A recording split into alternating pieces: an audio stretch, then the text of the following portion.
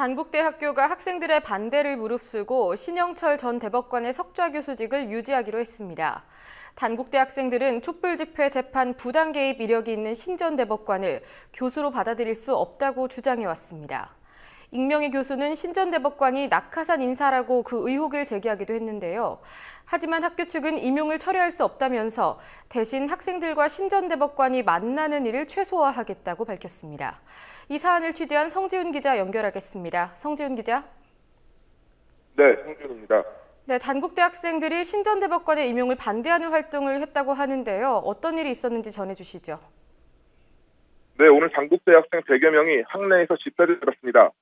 단국대 총학생회를 비롯해 학내 자치단체 20여 곳으로 구성된 신영철 교수 임용 반대대책위원회는 오후 6시부터 대학본부 앞에서 신영철 전 대법관의 석좌 교수 임용을 반대하는 집회를 열었습니다. 학생들은 신영철 전 대법관이 법관의 독립성을 훼손하고 법에 대한 불신을 안겨줬다고 지적하며 법의 공정성을 어기면서 재판을 하는 재판관이었던 사람이 법대 석좌 교수로서 정의를 중요시하는 학문인 법학을 가르칠 수는 없다고 지적했습니다. 대책위는 학내 곳곳에 신 전 대법관의 임용을 비판하는 대자보와 플랜카드를 게시하고 선전전과 서명운동을 통해 현재까지 500여 명의 학생에게 임용 반대 서명을 받았습니다. 대책위는 대학본부의 신 전 대법관의 임용에 반대한다는 입장도 공식 전달했습니다. 학교 측은 신 전 대법관이 이미 임용된 상황이고 임용 절차에는 문제가 없다는 입장입니다. 학교 측은 이어 신 전 대법관의 임용은 연구에 대한 상호 보완이 목적이었지만 학생들의 의견을 존중해 강의나 학생의 소규모 접촉은 최소화하겠다는 입장을 밝혔습니다. 단국대 총학생회장의 말을 직접 들어보시겠습니다. 3월 2일부로 단국대 석좌 교수로 임명된 신영철 씨, 김옥랑 씨. 대법관의 재판 개입이 탁월한 학문적 업적인가요? 아니면 학력 위조 사건으로 파면 후 복직이 정당한 절차인가요? 우리 단국대 학생들은 과연 그들에게 무엇을 배울 수 있을까요? 사회에서는 특정 정당의 입김으로 대법관 탄핵 소추가 무산되었지만 단국대학교 교수로서는 간과하지 않겠습니다. 학생들이 신 전 대법관 임용을 반대하는 이유는 무엇입니까? 신영철 전 대법관은 2008년 미국산 광우병 쇠고기 집회에 참여한 시민들의 형사재판을 담당 판사에 압박하고 사실상 유죄 판결을 유도한 전력이 있습니다. 신 전 대법관은 서울중앙지방법원장 시절 촛불 집회 사건 재판에 개입한 사실이 드러나 대법원장의 엄중 경고를 받았고 법관 500여 명은 재판권 독립 침해라고 비판했습니다. 신 전 대법관이 석좌 교수로 임용될 만큼 명확한 학문적 업적이 없다는 지적도 있습니다. 신 전 대법관의 임용은 학생들뿐 아니라 교수 사회에서도 환영받지 못하고 있습니다. 임명을 요구한 한 교수는 신 전 대법관의 임용이 정식 절차를 밟지 않은 채 학교 고위층으로부터 내정된 낙하산 인사라고 말했습니다. 문제가 될 소지가 있다는 것을 인지하면서 학교 고위층의 입김이 작용해 임용이 이루어졌다는 것입니다. 네, 이번 단국대 석좌 교수 임용에 문제가 있는 게요. 신영철 대법관 외에도 또 다른 사례가 있다고 하더군요.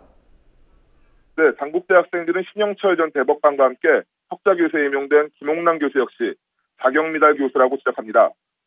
꼭두 박물관 관장이자 동숭아트센터 대표이사인 김옥랑 교수는 지난 2007년 단국대 교수로 재직하던 당시 경기여중고를 나와 이화여대를 다녔다는 주장이 거짓으로 밝혀졌습니다. 또한 학력이 공인되지 않는 미국 퍼시픽 웨스턴대 학사를 근거로 성균관대에서 석사와 박사 학위를 받은 사실이 알려져 교수직에서 사퇴했습니다. 단국대 학생들은 학력 위조 문제로 교수직에서 사퇴했던 인사가 그에 대한 해명이나 사과도 하지 않은 채 다시 교수에 임용되는 것을 인정할 수는 없다고 밝혔습니다. 네, 단국대뿐이 아니죠. 석좌 교수 임용이 문제가 되는 다른 학교들도 있다고요? 네, 바로 어제 건국대학교가 박희태 전 국회의장을 로스쿨 석좌 교수로 재위촉하려 했다 급히 결정을 철회했습니다.